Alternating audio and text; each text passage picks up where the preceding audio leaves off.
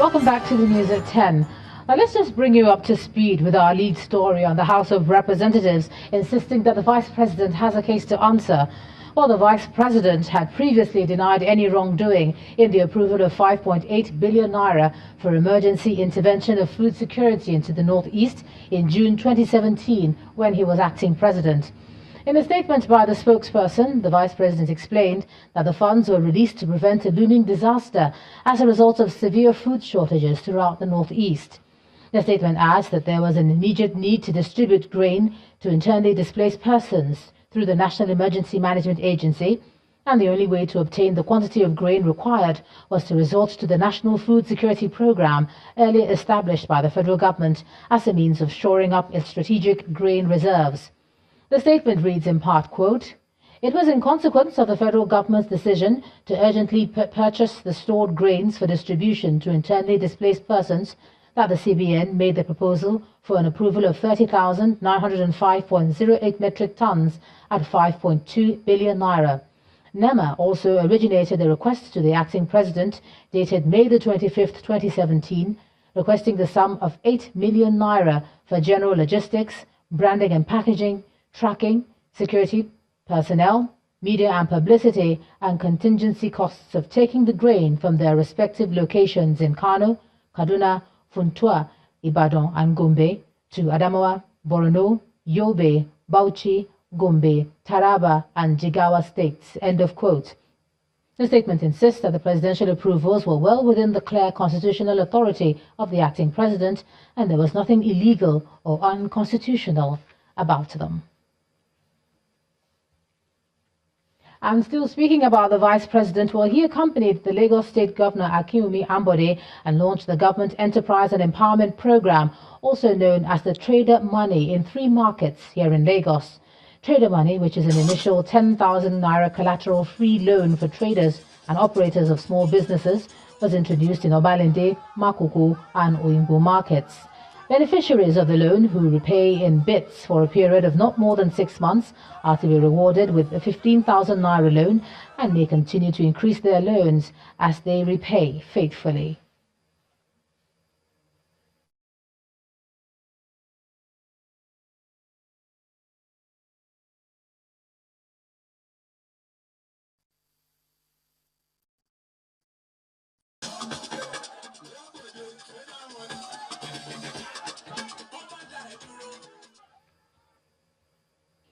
A former Chief of Staff, Air Marshal Adeshola Amosun, has been rearranged before a federal high court in Lagos by the Economic and Financial Crimes Commission.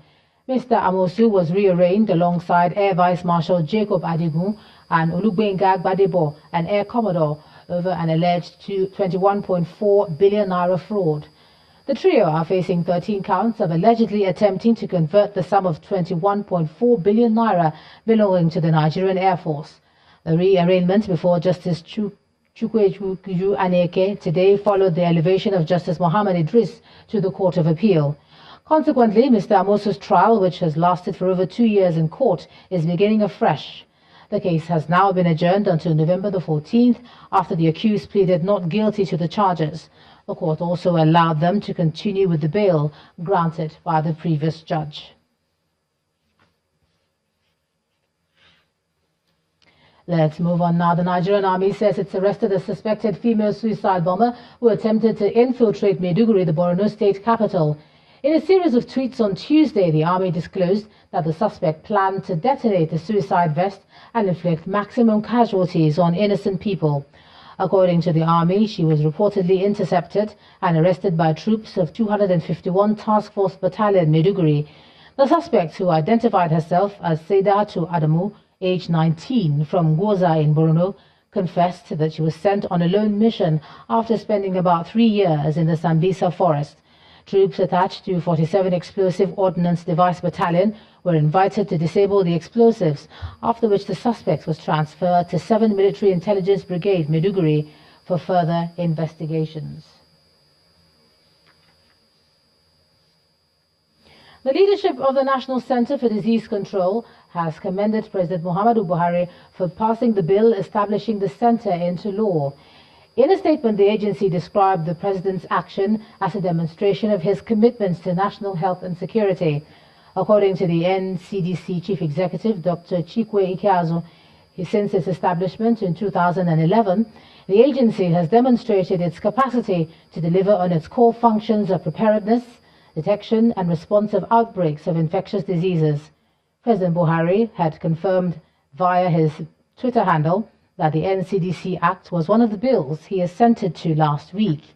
He noted that the agency has existed for 7 years without an enabling legislation and expressed confidence that it will now be able to deliver on its mandate. Internally displaced persons in Plateau State have been assured of returning to their ancestral homes with a new lease of life in a peaceful environment devoid of any form of security threat. Governor Simon Lalong gave this assurance in Jos while receiving the report on Internally Displaced Persons Resettlement Committee. He gave an assurance of the government's resolve to immediately implement the recommendations of the report towards returning displaced persons to their homes. The five-man committee set up by the Plateau State government submits its technical report from investigations of incessant attacks in some parts of the state. The committee identified a total of 115 affected communities in Jos North, Rion, Barkelak, Bassa and Bokos local government areas, as well as 115 affected flooding settlements in the various communities within the aforementioned local government areas. The attacks have displaced many residents, and the committee thought it best to recommend a four-phase strategy for the safe return of the internally displaced persons. The committee thus recommended that the 15,212 identified internally displaced persons be returned to their original areas of abode in 4 phases. And evacuation should only commence when proper security measures are put in place to avoid further attacks on the returning persons, and thereby creating a setback in the resettlement process. Governor Simon Lalong assures the people that implementation of the report would be immediate. I sincerely commend the efforts of the IDP Resettlement Committee.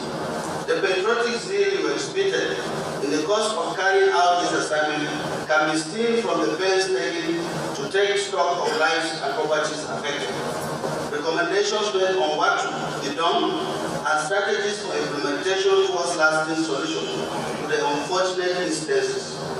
I assure you of government resolve to study the report and release the white paper for immediate implementation in the spirit of integrity, accountability, and transparency in leadership. As the government studies the report, residents of the state will be waiting for the final decision that will help put an end to the security challenges. To health matters, the Minister of Health, Professor Isaac Adewale, wants government to invest more in preventative medicine rather than spending so much in providing treatment. Professor Adewale stated this during his keynote address at the 2018 summit in Benin City, the state capital. The Edo Summit is a high point of activities celebrating Governor Godwin Obaseki's second year in office. Different groups get ready for participation in the 2018 Alauddin Summit in Benin City, the Edo State capital. The inaugural edition in 2017 mostly featured experts proffering solutions to various economic issues in Edo State. This time, the people will have their say. The first feature is on Governor Godwin Obaseki's scorecard in the last 1 year. Mr. Obaseki continues with some landmark achievements. To date, we have trained over 7,000 teachers on digital methods of impacting teaching and learning. We have similarly launched what we call the Edo Health Improvement Program, Edo ED, which is a plan on how to strengthen all aspects of our healthcare value chain. A vital business of the day, the plenary session starts with the education sector. On the basic education subsector, as well as on technical and vocational education and training, TVET. is not only strategic, but holds a great promise of moving the entire education sector to greater heights. The Minister of Health, Professor Isaac Adewale, gives some valuable tips. We focus too much on priorities care. We spend a lot of money on priorities care, when in fact, likely our problems are in preventive care. So we need to change the paradigm and put emphasis on preventive care and education, improving the way we live, the way we do business. For Governor Godwin Obaseki, the Alawudaro Summit is the right time to sensitize the people on its activities, particularly in the key areas of job creation, healthcare provision, and basic education improvement. Let's take a look at some business news now. Here's Kayode Ukikiolu.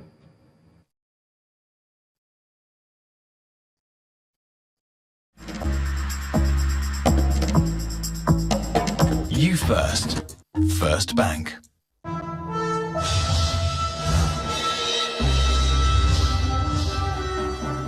Many thanks, Ijama. You're welcome to Business News. Oil prices fell sharply today, deepening a rout that has plunged the energy complex into a bear market as growing supply is poised to swamp demand next year. The latest drop comes after U.S. President Donald Trump asked the Organization of Petroleum Exporting Countries and Saudi Arabia to maintain their current policy of gradually increasing output.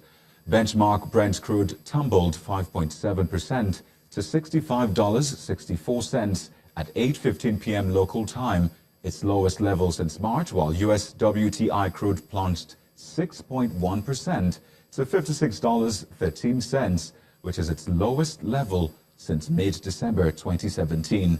Both the Brent and WTI have fallen more than 20% from their previous four-year highs last month, putting them in bear market territory.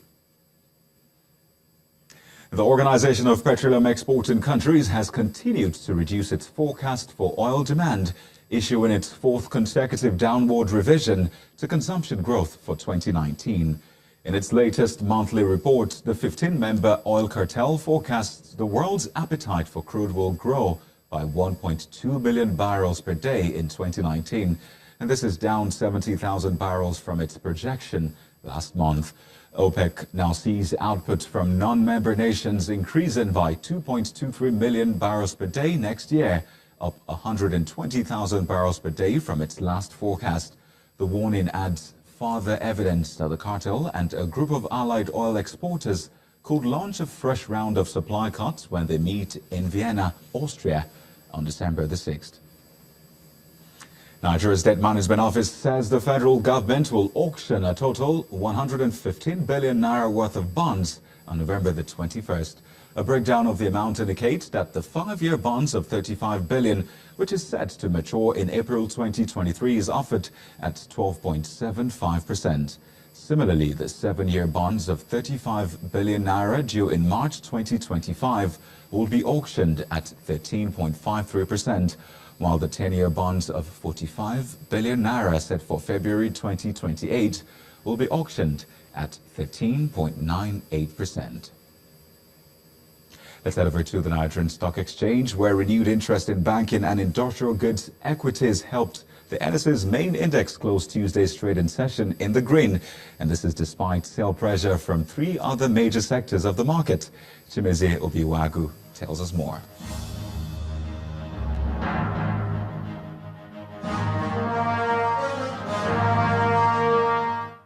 Hello and welcome to the Stock Market Report. The equities market made a slight recovery today with the all-share index up marginally 0.03%. This marginal gain was as a result of a sudden rebound by Lafarge, which added 1 naira 3 kobo to its share price few hours before the close of trade.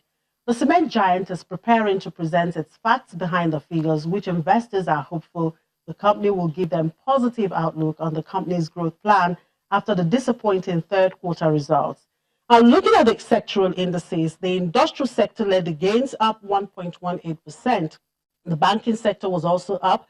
However, Diamond Bank continued its downward slide as that stock was majorly on offer today. The insurance sector was heavily beaten, down 2.23%, no thanks to the loss recorded by Lasaco Assurance. In all, transaction volume and value increased from yesterday's close as investors traded about 400 million shares, valued at about 2 billion naira. Now, the volatility is expected to continue in the market for the rest of the week. And that was the stock market report. I'm Chimezi Obi Iwagu. Thank you, Chimeze. U.S. markets closed about an hour ago with mixed performance. Well, let's take a look at the figures.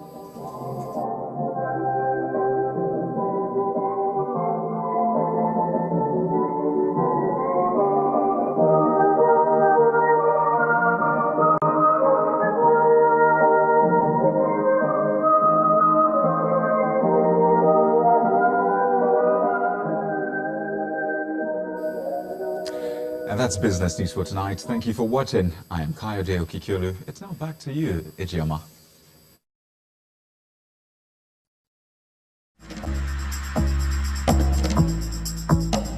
You first. First Bank. Thanks a lot, Kayode. Still ahead on the news at 10, Super Eagles players regroup in Asaba, Delta State in preparation for Saturday's Africa Cup of Nations qualifier against South Africa. That's on Sports News.